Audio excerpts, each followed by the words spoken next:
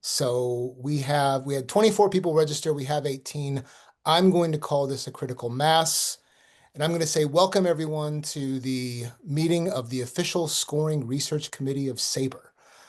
So this is, I'm not exactly sure the last time this committee met, but gratified by the interest that there is in getting things restarted and inject some energy into this committee. But what I would like to do, just at the outset, is there is a gaggle of us that when Allison Levin sent out an email a few months ago asking if there were people who were, well, she didn't say foolish enough, but foolish enough or had too much time on their hands and wanted to be a part of reviving this committee.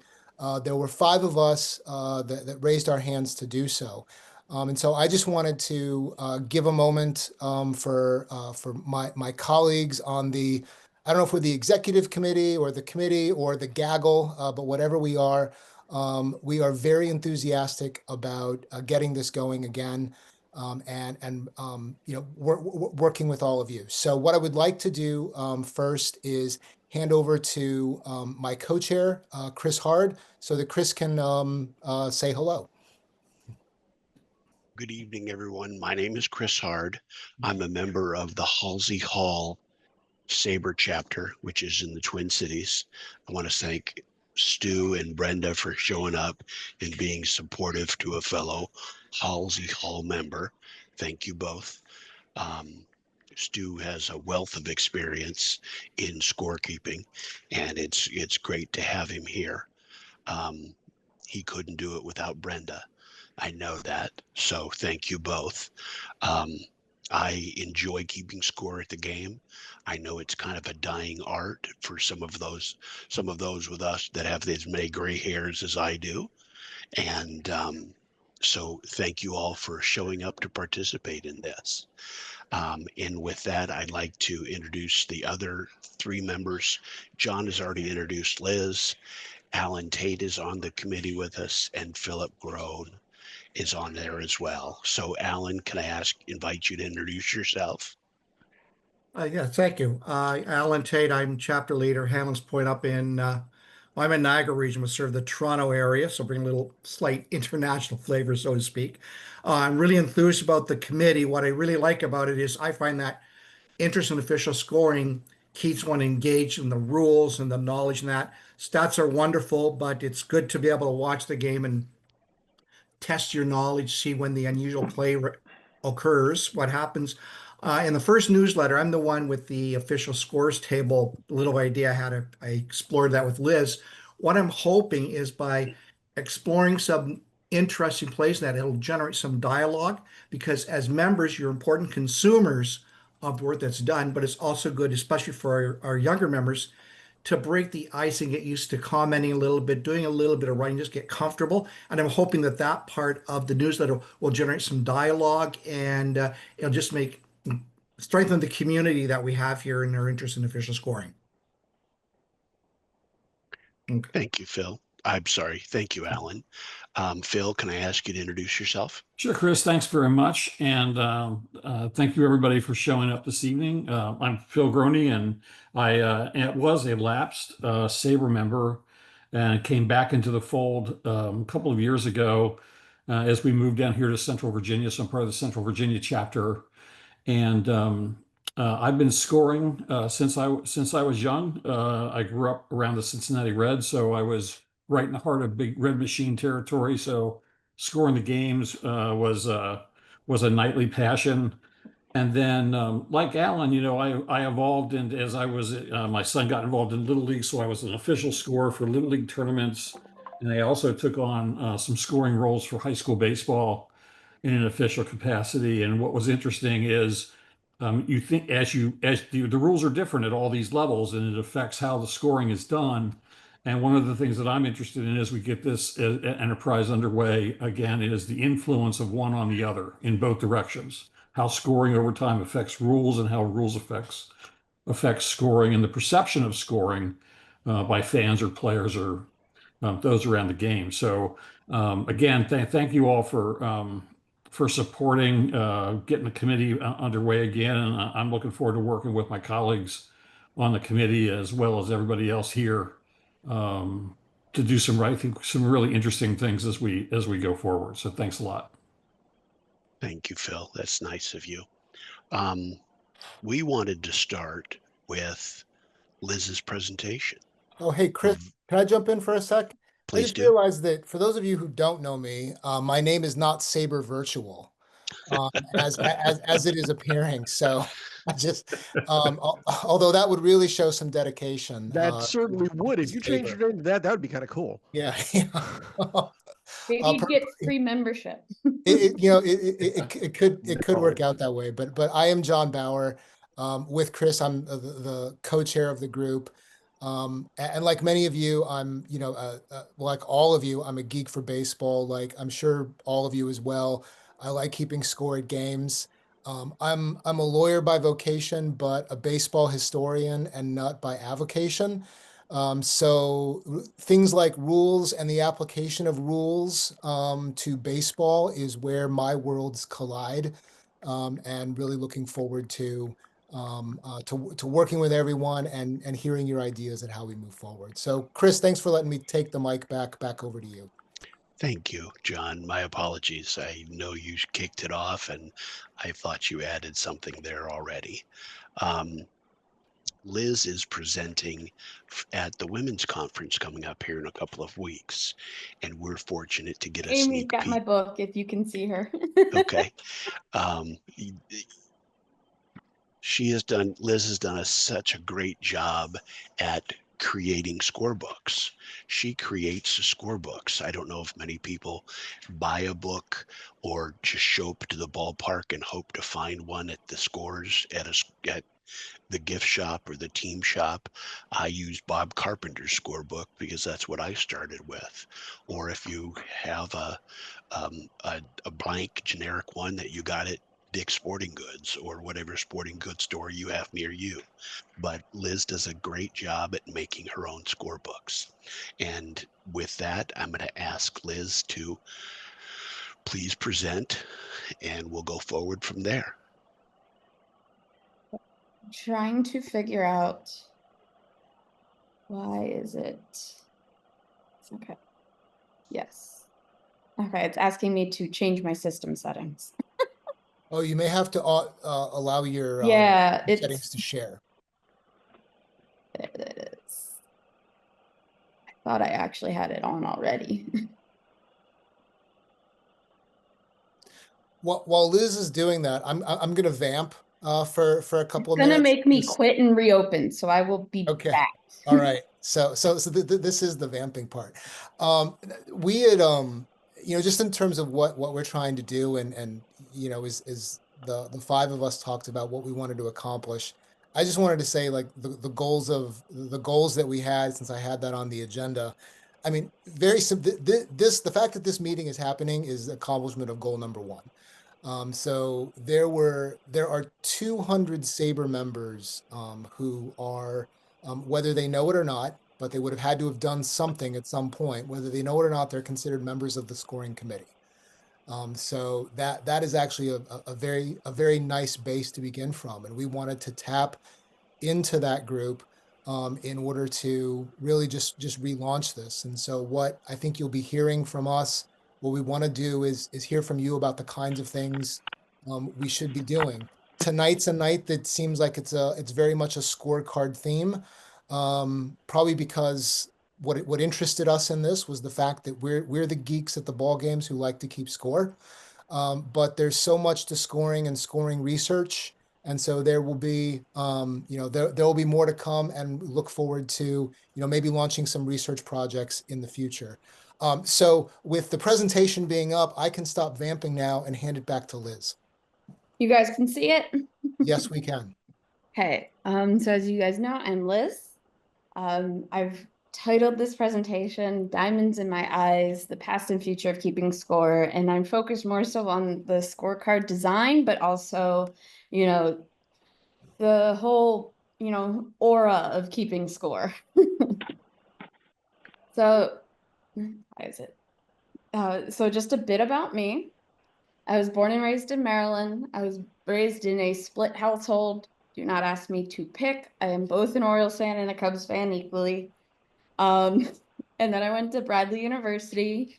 Notable alums including Mike Talkman, who was there at the same time as me, Kirby Puckett, Charlie Steiner, who I had the opportunity to meet while I was there, and many others. One of the Orioles pitching coaches was a Bradley grad. So small but mighty. Degree in public relations, and then a business minor that has been doing a lot of work in this past year. My experience so far in baseball, in 2015, I was a member of the Orioles event staff. I mainly worked the gates, occasionally got to usher, but the following year, I was selected to be a part of their career introductory program. That program had gone on for a few decades at that point. It has since ended. We were called base runners, and we basically did whatever was needed of us. We made all of the copies for the press box in the trucks. We ran the old kids corner, and whatever else was needed. And I think one of my favorites is I was an escort for Dan Duquette's daughter because she wanted to go back to his office. And then in 2018, I worked for Masson.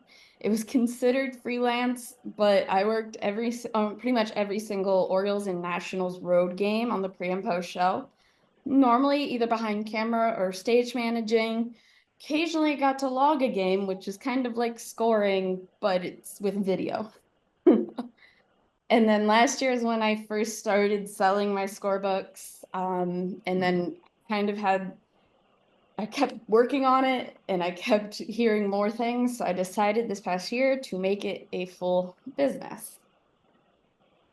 And about my scoring history, I learned as a little girl. I'm the youngest of four, and my sister and my brothers played softball and baseball. So my mom actually kept score at all of their games. So I learned watching her. And then in high school, I was cut from the softball team, but I became the official scorekeeper. My coach telling me that I kept a perfect book. She didn't want me to graduate. And then a few years ago is when I realized I wanted to keep score more, but I wanted a book that had everything I wanted and nothing else. And realized I could do it myself. I posted it online, and people like Amy were like, "Where can I get one?" So I kind of just realized there was a place, especially as I continued to make improvements on the design, that there was something for me to do there. But I wasn't the first. So in terms of the history of scorecards, I think Thomas Boswell said it best in his 1979 article, saying, quote, "The most useful tool in our creative spectating as we dissect the game, then reassemble it in a better understood whole, is the modest scorecard, baseball's unique skeleton key." And truly unique in the fact that we have a sport where we can tell you what happened in a game over 100 years ago. And even longer. The earliest known scorebook that is in the New York Public Library is from the first game being October 6, 1845. In the first newspaper box score showing up later that month. Of course, communication was much slower then. There was nothing instantaneous. And you had the Knickerbockers were known to have a scorebook dating back into the 1840s. The earliest formal scorecard that we know of is October 11th, 1866, between the Brooklyn Athletics and the Philadelphia Athletics. And then we have in 1863, Henry Chadwick, the father of baseball, first came out with his scorecard and box scoring system that many organizations and leagues adopted. So the earliest ones, though, were not very detailed. Chadwick himself in 1872 Baseball Guide wrote, up to a late period, scoring in baseball matches was confined to the simple record of outs and runs. And even the simple plan in vogue for doing this was not up to the right mark at all. as the old plan entirely precluded any information as to the runs scored by individual players in single innings. Those cards basically just tallied. There was nothing else besides numbers of how many you did. And then the earliest, once we get into more formal, there were kind of two scorecard styles. There were dozens of systems, but when it came to what the card looked like, it was basically 1 and 2 categories, both having space for each 9 batters to bat in each inning, as many of them have now. And then you had blank box, ones with blank boxes, worked with system of letters, numbers, and symbols. Again, multiple systems existed. And then there was a style where the boxes were divided into 4 quadrants, representing the 4 base paths. And then there was a circle or square in the center to mark the net result of the players at bat. Just as some examples, this one is from 1894 baseball schedule publication. Every game in that schedule had a page like this. It says scorecard, but all it tracks is the roster and tallying their at-bats, runs, hits, and their defensive putouts, assists, errors, and then how many runs scored per inning. Very, very basic. This is from an 1889 guide. A lot of these guides were printed annually. Library of Congress has a lot of them, actually. So this is from a Spalding guide, and it's an advertisement for one of those score books, one of the ones with the quadrants. And then I have from a 1904 instructional article, an example. I would say this one I can decipher at least a little bit just by looking at it. You'll recognize BB for walk. This one does use the letter S for strikeout. I was talking about Chadwick. Chadwick is who gave us the letter K, if you didn't know that. But he numbered players based on their batting order versus their position, whereas this one does use position as the numbers. Thankfully, Chadwick's numbering system did not stick. That's just very complicated. And then here's one with blank boxes. In that 1979 article, the Thomas Boswell talks about a writer, M.J. Kelly, saying his scorecards looked as if they escaped from Albert Einstein's blackboard. And that's, I don't know who made this one, but it looks very formulaic. I cannot tell you what happened just by looking at it. It's from 1913, and in that publication, there's about like 5 or 6 pages of explanation for this and the other half of the scorecard. Just a lot going on. But with that variation, Chadwick worried about it being too different, saying that other systems didn't produce the right data. In that 1872 baseball guide, Chadwick wrote, "There have been several forms of scorebooks published of late years, but only one has been found to answer the purpose of recording the details of a game sufficiently to arrive at a correct estimate of each man's play, and that one is, quote, Chadwick's copyright scorebook." So even with some valid arguments, he was promoting himself as the solution. And he did not win, though. The 1904 article even expands on scorers being able to individualize it. Quote, writing, "To start, the symbols used by professional scorers are comparatively few and easy to remember, and anyone familiar with the game ought to be able to use them after half an hour's study, followed by a little practice." Continuing to say, quote, "Scorers vary to suit their individual uses, and in the course of a long experience, often invent signs of their own. But this is the foundation, and after it has been mastered, the beginner is in a position to make what experiments he pleases." So even just in 1904, they were saying, yeah, you're going to be doing it your own way. And I know for me, my scoring has evolved. I learned a few things in all my research that I started doing. And so variation has existed. In terms of what we have today, we don't really see that 4-quadrant box anymore. I've been playing with it, but we don't really see it. We mainly see blank boxes with, again, dozens of different ways to use those boxes. I know people who don't track where the runners are on the bases and some that do. And then ones that have little diamond outlines. I'm sorry. Both with notations to mark off and those without. And of course, as I am presenting at the women's conference, I have to talk about the women. In the last couple of years, we have had female official scorers in MLB.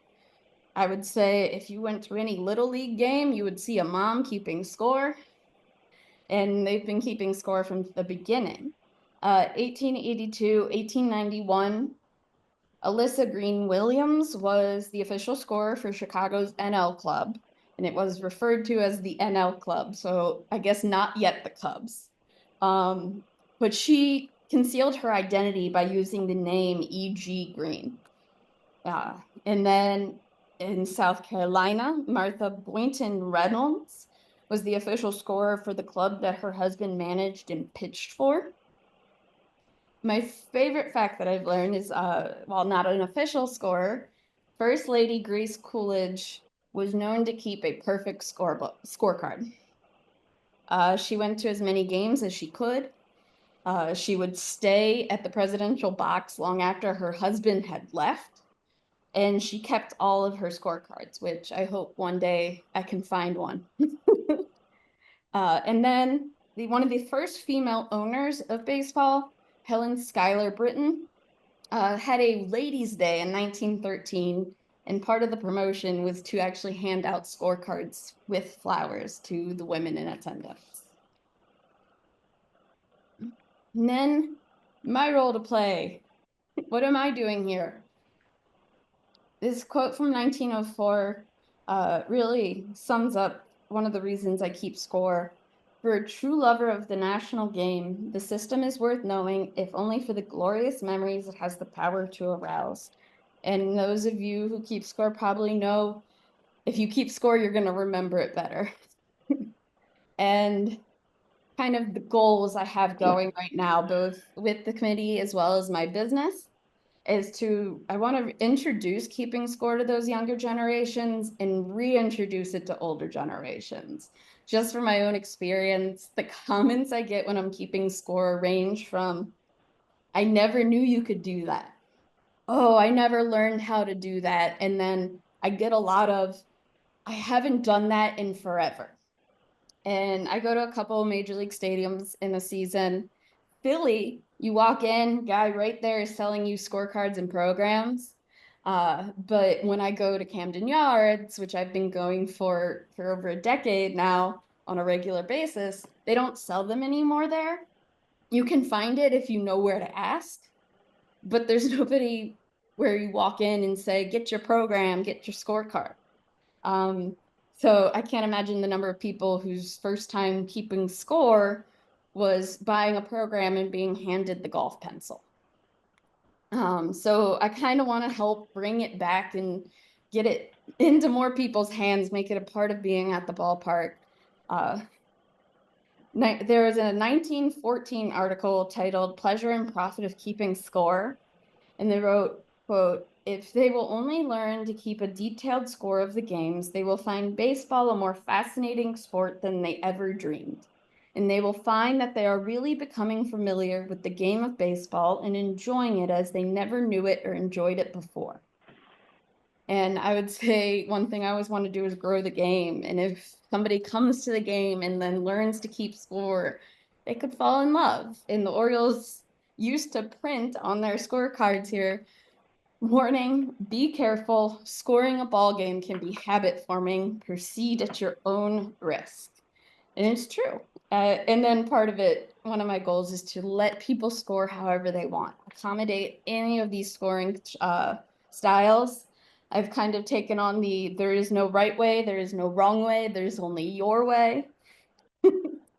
And then doing all of that with my business. So I called my business Diamond Scorecard Designs. And one of the things I've been trying to do is make it more accessible. I do have inventory, but not everybody wants a book. I also can't ship internationally yet. But so I have PDF available for download. It also allows me to offer more designs than just the ones I have as books.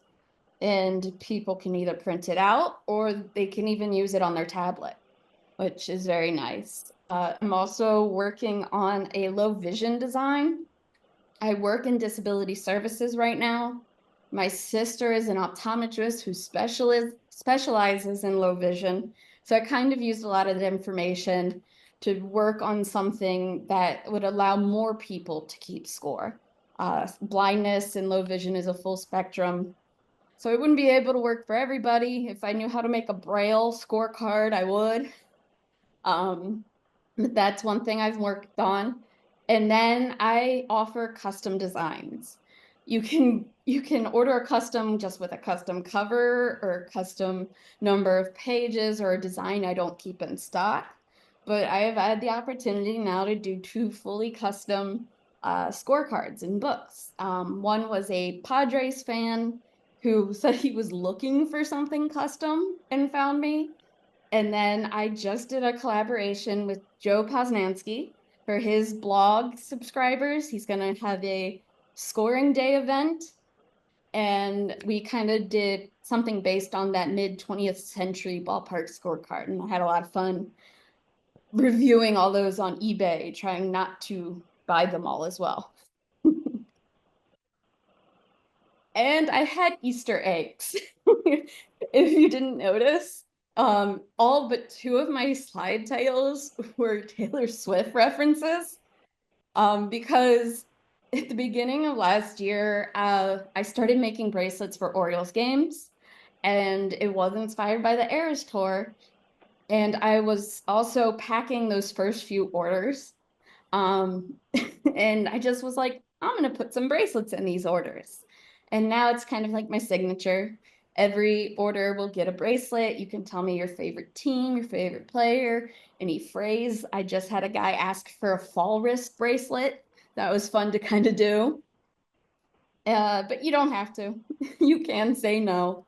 But it's something I've really enjoyed doing. And I feel like it kind of brings a little bit of community and just like inclusion with those score books. And to wrap that all up, announcer Warner Faselli said, if you really want to enjoy the game and understand it, you've got to score it. And I kind of just want more people to do that. If you want to know where I'm at. Questions? Let me see if I can get. Absolutely wonderful, Liz. Absolutely great. Thank you for taking the time for us, walking us through that. Let's open it up for questions. The first one I have is, there used to, like you said, Chadwick came up with the K symbol. And I don't know where that stems from. Can you go into more detail on that? So his system was very letter-based, often using the first letter of a word or something. So single, I believe, was S. And so with strikeout, they couldn't use S, but the K was like the most prominent letter in the word. So it quite literally came from the fact that he couldn't use the first letter in case you stood out. Great news. Thank you. Anyone else have a question for Liz? Do you have a favorite game that you've scored so far? Like, what's your favorite one? Was it in stadium? Was it on TV? I don't score games on TV for one reason. I need to know where the ball is. And when I can't follow the ball from point A to point B, it's just really hard for me to score the way I want. But in person, I would honestly say it was either Friday night, which Amy probably didn't enjoy that game because she's a Dodgers fan, or against the Mets, Brandon Young threw an immaculate inning. And it was actually the first time I decided to track first pitch, so whether it was a ball or strike, and 0-2 counts. So it was the first time I ever tried doing that. And I look down, I see 1-2 in each of the boxes. And I look at my mom, I was like, there were no 2-strike fouls, right? And she's like, no. And I just like, I had to inform everybody around me what they just saw. Um, it was honestly one of those like, I didn't just like score history right here. So that was probably my favorite, and it's more recent, but yeah. This is Art McGallion. I have a question. Is it in designing a system of scoring, is it more important a year later for you to be able to interpret what happened, or for someone else to be able to look at it and interpret what happened? I would say you would want other people to be able to get an idea, but because everybody's is different in a way, it would be most clear to me in the future. I would want to be able to explain it to other people if they didn't get it all. Because I wish I had the quote with me. One of the articles that I found talked about how while everybody's was different, you could kind of read what the other people did because you knew the basics. That I think it was the 1904 article talked about how if you start with the basics and expand, so I would want people to be able to get the basics, but I would feel like knowing what you wrote is probably most important. Thanks. Yeah. Liz, I have another question. Any idea if President Coolidge has a presidential library that maybe his wife's scorecards are at? I don't know if it goes that far back. I'm just kind of spitballing here. So many presidents have presidential libraries, and maybe some of her scorecards are there. I have not looked for that. I tried looking in the Library of Congress. A lot Okay. of the scoring guides and baseball guides that I've found were digitized. There are a bunch more that still haven't been digitized by the Library of Congress. But I didn't find any in that search. But of course, it's also, you can get a bunch of results that are not what you're looking for Oh, on sure. the search system. Sure. Bruce?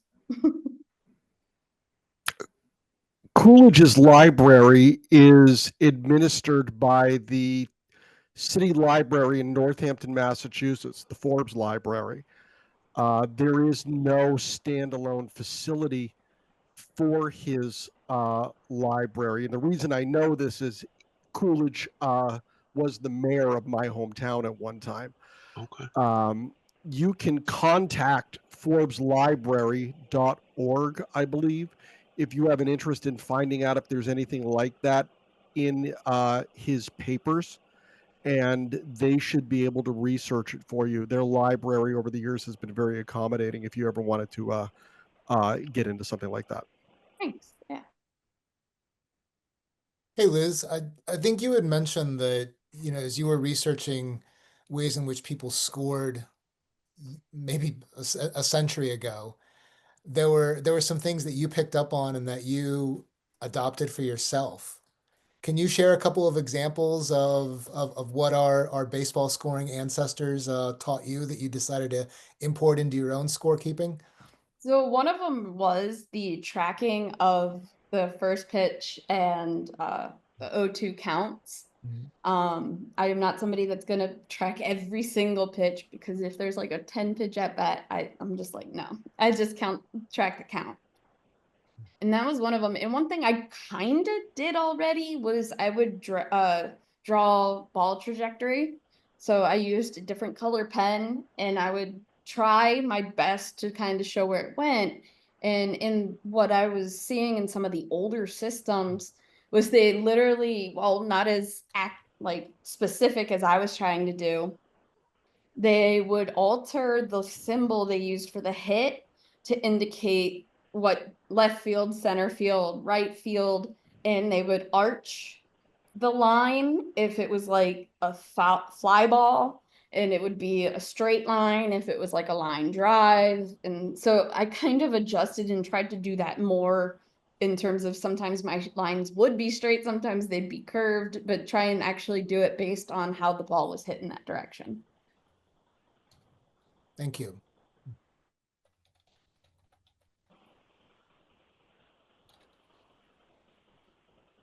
Do we have any other questions for Liz? Any other follow-ups? I just have a Again. comment. I know I'm at the stadium right now and I've got Liz's scorebook. I can't tell you the number of people who have come up, saw the scorebook, either tried to order one, or you just have these amazing conversations. And that's all because, Liz, you've been so creative and you've shared that with the community that it just creates more conversation about the game. So thank you for all the work that you put out there. Thank you, Amy. You've been one of my best supporters, and I appreciate you so much. Thank you, Amy. That's nice of you. Thank you. What game are you attending, Amy? I'm at Dodger Stadium. They're playing the Rockies right now.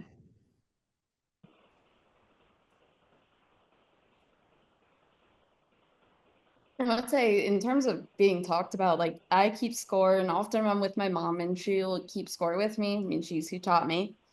And we just get a lot of comments from people. And my favorite is I become like the person everybody asks questions. Friday night, the wild pitch or the stolen base wild pitch that led to a run score. Our usher came over to us because I was in the sections we normally sit, and she's like, "Wait, how was that scored? Was it a wild pitch, a pass ball?" And I get that with people that just are like, "Oh, you're scoring. What is happening?" And it really is a conversation starter, especially in this day and age where you're not as many people are keeping score at the game. Wonderful. Yeah, Absolutely wonderful, Liz. Yeah. Thank you. Dennis seems to have one. Liz, could you put your contact information out on the chat again? I saw it quick on the Yes. screen, but Let if you me put it up get there. that Yeah. copied.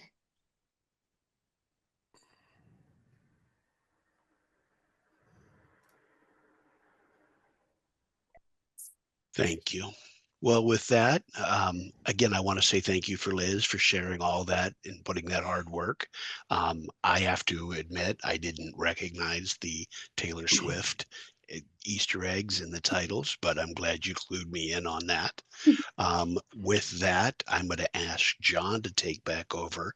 He has some things he wants to discuss, and we'll go forward from there. So please, John. I'm sure I also missed the Taylor Swift references, but maybe next time I do a presentation, I'll throw in some Prince or Fleetwood Mac references or something and see if anybody gets it. So I appreciate a good theme. What I wanted to share is if you may recall that probably about 6 weeks ago, there was a survey that went out, and it went out over a few weeks of This Week in SABR, just asking people, what were your habits in terms of keeping score at games? What are you seeing in terms of scorecards that are offered? And I just wanted to not just share the results, but also use this as maybe a bit of a roundtable if people have observations that they would like to make. And I'll see if I can put this in a format that we can just send around to the committee, because there's some really interesting comments in here. And what was great is we had 66 people responded to the survey. So one of those things, you put something out there, you never know who's going to respond to it. It was kind of buried into This Week in SABR, but 66 people found it and responded to it. And the first question we asked was, when you attend a baseball game, do you keep score? And of those responses, there were 45% that said every game. Yes, every game. Another 26% said on a regular basis. So I would say that means that 71% of the respondents are habitual scorers.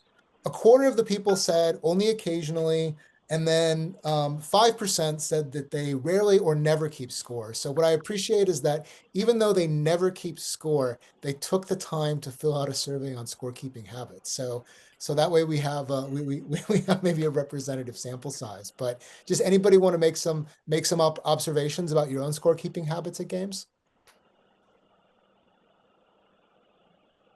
Like I said, I get a lot of comments, and I think having gone to multiple ballparks, in it, not to mention, I put out a whole question a couple months ago, asking fans, can you find a scorecard at your ballpark? I had a good number that said yes. However, most of them had caveats, of you have to know where to go. You have to, they're only available on one spot. I would say some of them, they said it was free, but it's not anything to look at. But again, there was others who were like, I have no idea if they do, or they haven't. Like I see at Camden Yards, I found out later, I could get one if I go to the, like, I guess it's called fan services kiosks around the ballpark, but it's only if you know that they have them that you're gonna do that. And so I found that I get a lot more comments because there are people that aren't like aware that keeping score is a thing when it's their first time at the ballpark. And I found that quite interesting that, especially in the last 5 years, you're seeing it fewer and fewer ballparks to have. I mean, it used to be like at least a half a dozen people on the first level concourse at Camden Yards selling programs and scorecards, and you're just not seeing it in the same way anymore. It's, a your home ballpark. I remember when I attended SABR 50 a few years ago, which was my first SABR, that it had been a long time since I had attended a game at Camden Yards, and I asked someone, where could I get a scorecard? And the person just said, oh, we keep them under here, and it was at like a kiosk, just in case someone asks. So another question that was asked was, so the next one was, when you do keep score, do you bring your own scorebook? Yes or no? And there were 70% of the responses said that they brought their own scorebook. 30% said they buy a scorecard or a program at the ballpark. For those who are hardcore of that 70%, if you're one who brings your own scorebook, is it because that you want to be sure that you can keep score, or is it just habit? I'm curious because I only recently started bringing my own scorebook because I didn't know when and where I would be able to to find a scorecard. But what are other people's habits if you bring a scorebook? Well, it's mainly for me. I want to score the way I want to score, and if I go to a ballpark that has a generic type of scorecard, it's not the way I want to score. So I always bring, if I'm traveling, I have a travel book. If I'm going to the home park, I have my home book, which is huge. So yeah, it's just the way I want to score. I'd say the same. Sorry if it's loud here, guys. They don't have scorecards that I know of at Dodger Stadium anymore. I'm actually going to go ask when I go up to go to my seat. But I use Liz's because I like her format. The ones that I've seen in the past are very plain, or they'll have like the big five cards now have like balls and strikes out of order. So I like what I like. So I bring what I have, but I'll always have little pocket cards on me just in case I forget my book. I can still score it and then go transfer it when I get home. I was appalled when I was at Fenway back in May. I had a scorebook with me, my buddy didn't. So he got one of the programs that had like the scoreboard, the scorecard inserts. You open it up, and the Red Sox, the home team, were on the left, and the visiting team was on the right. Which I can't believe they got that wrong at Fenway Park of all places. So the next question was, if you bring your own scorebook, which brand or style do you currently use? And there were a lot of interesting responses. First of all, Liz, you should know that you got about 3 or 4 shout outs specifically for your scorebook. There were about, I think, looking here, 7 or 8 references to Bob Carpenter, his scorebook. I think a few of those have been mentioned already, but there were a number of people, they just designed their own. Some use a spiral notebook. Some use a blank notebook. Yeah, some have designed their own. Some use something that, one of those scorebooks that you can buy at Dick's. I remember those kind of scorebooks when I would end up keeping score for my little league team when I, back when back when I played or maybe I didn't play. may have the one I used to use with me. But how about other people? Anybody want to make a comment on the types of score books that you that you use if you have your own? I design my own kind of like Liz does, one page, one sheet. I write small, see small. And I found from 1963 the first time I ever kept score completely with, and it was something my dad had drawn lines in a spiral notebook. But when I finally started getting my own book, I liked the Wilson scorebook, and that had the separate quadrants because I don't draw a diamond in a straight line. I needed that. And I continued to use those until I started printing my own. They eventually kind of transitioned to more for softball teams, which can bat 15 people in the order. So all of a sudden you got 15 places for batters rather than 10. But when I was younger, the one that Liz just held up, that C.S. Peterson, and it's really busy. And one of the reasons is that it shows the diamond with a one for the pitcher, two for the catcher, all around it. Um, if you do this at all, nobody here would need that. But I think those maybe were popular with the softball teams because that scorebook would, hey, I'm on deck. Somebody take the scorebook, and even if somebody didn't know what the numbers were in there. But I was, at least for quite a while, I liked the Wilson scorebooks. Thanks, Stu. If anybody's interested, go ahead, Art. oh, this is, I don't know if you can see this. This is the Cubs program that I bought last year. It was $3, 2 for $5. And it's basically, as you're probably familiar with these kinds of things, it's mostly just advertising. And you have to actually search for the scorecard in the middle. It's got room for 10 innings. It's definitely a far cry from what the Cubs used to do, which was sell a scorecard for, I believe, for a quarter back in the 50s. And right up until the 80s, I think they were selling that same scorecard, just a folded over piece of cardboard, basically, with some hot dog advertisements inside and a scorecard. But when I was a kid, I used to, at the end of the game, I would walk around the stands and pick up as many scorecards as I could to take home with me.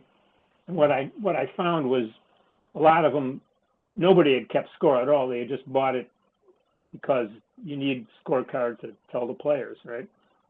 But some of them would be, the score would be kept for like 2 innings and then discarded. So I took most of those home with me, and then I would keep score at home off the TV. And what I liked to do when I was about 13 years old, I learned how to proof a box score like the actual official scorers did. And I would do that, and it was really a lot of fun to do that, to be able to know how to do that. Thanks, Art. Dennis. I started out, I think Wilson was one that I used. My father originally, Game 7 of the 1957 World Series, he kept score on a piece of paper, drawing the lines and all that. And when he passed away, going through his stuff, I found that and I kept that puppy because I'm wondering why I always scored, and I can blame him very easily. I got to the point where I wanted something of my own, found a simple spreadsheet, and I've been adding to this spreadsheet. And a simple spreadsheet now is complicated, but I like it because I like to fill in the lineups and everything before the ball game. So I have them all typed in if possible. It's just writing all that takes time, and there's never enough space, it seems like. So, but I've added a lot of things. I like to keep track of balls and strikes. I started doing that a million years ago, back when the Madison Mallards were first starting. No one kept track of pitch counts, so I taken my spreadsheet, added some boxes to do that. And that's where I found one of the Jordan Zimmerman, if you remember him, threw 146 pitches in a Northwoods League game. That's just unheard of. And then he came back in 2 weeks and threw another 124. So I wonder why he had Tommy John surgery. So, but I've got my own and keep adding to it. But I'm curious to see, Liz, what you have, because maybe you have some ideas I can borrow. I mean, I got plenty. Right now, I have three kind of designs, four if you count the small difference between the two of them, but I have the new one I have is a diamond. I don't think you can see the diamonds with the count boxes. So this one's a pocketbook, and I have a one-page design that you can download depending on how you do that. And I'm also like filling it out before the game. If it's available before I even get to the ballpark, I will fill out the lineup before I leave. Yeah, I mean, I have done a bunch now since I've done 2 customs and I have the designs that I work on. And so I use the notations in the main books, the first couple of books. So you can circle or cross off how they got on base. I consider that like one of my little ADHD like hacks, because I will sometimes forget to draw the lines to like where they are on the bases, but oh, I circled double, they're on second, you know. Yeah, I needed the diamond like Stu. I can't draw a straight line, and even with the diamond, I don't draw a great straight line, but at least it kind of looks straight. So. Yeah, when I use the blank boxes, I use erasable pen. So like sometimes I'm like sitting there like doing it 3-4 times before I get the line the right place. Yeah. We're at five till, so I'll just make a couple more observations on the survey, and again we'll circulate this so people can read it. There's some interesting stuff, but just a couple of things I noted. One thing that I was very disappointed to read in the survey responses is as somebody who lived in Kansas City for a long time and regularly attended Royals games, they had one of the best scorecards. They had a proper scorecard that was on good stock. And there were a couple of responses that said that scorecards are no longer available at Kauffman Stadium. So I just want to register my disappointment upon learning that. Somebody said, I don't know if it's anybody on this call, that they kept score at a Savannah Bananas game. If I did that. you did that, I wasn't the respondent, but I did that. I thought about it, but because of the points in the run, I didn't. And I actually, it's a randomly assigned tickets. I sat next to Peter Coolball.